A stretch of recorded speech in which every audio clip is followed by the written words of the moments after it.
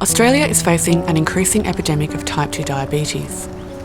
There are now approximately 1 million people living with diabetes and around 100,000 new diagnoses each year. Obesity is thought to be the primary cause of type 2 diabetes in people who are genetically predisposed.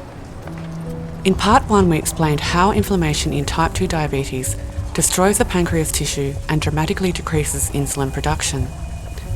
Here we describe the insulin receptor in type 2 diabetes.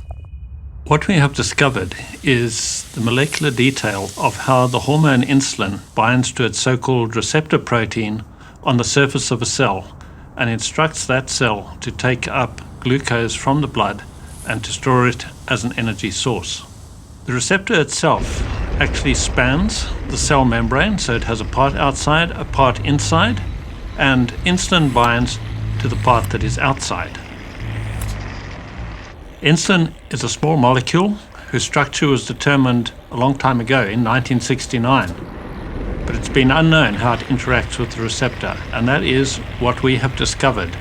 And its interaction I've characterized as a molecular handshake as the two proteins dock together. When insulin binds to the outside parts of the receptor, it brings the two halves of the receptor together, and at the same time, the two parts inside of the cell unwind and make contact.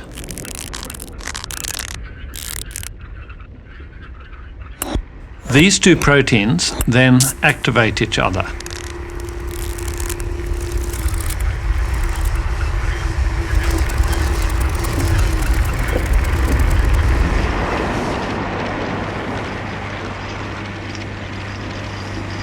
This activation allows the insulin signal to enter the cell. Specialised proteins interact with the activated receptor just below the cell's surface. The receptor activates these proteins, and they in turn are able to activate multiple other proteins in a long signal cascade. This complex signalling process eventually tells the cell to take up glucose for use as an energy source.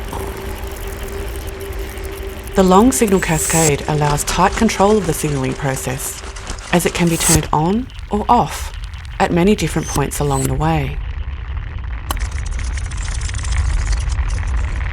In type 2 diabetes, we believe insulin binds to its receptor normally, but the signal is not sent into the cell and the signal cascade does not develop. This is known as insulin resistance. This means that glucose cannot enter the cell and blood glucose remains high. Over time, high glucose levels damage many different organs. Insulin, as you know, has been used to treat diabetes for a very long time.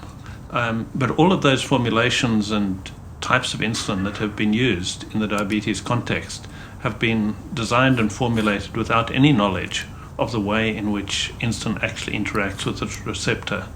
And now for the first time we've got a picture of that, and we can use that into the design of new insulins that could be used for the treatment of diabetes. So we could imagine, for example, the design of insulins that act for a longer period of time, design of insulins that act more quickly, design of insulins that are more stable upon storage, and that's where we'd like to go with our discovery.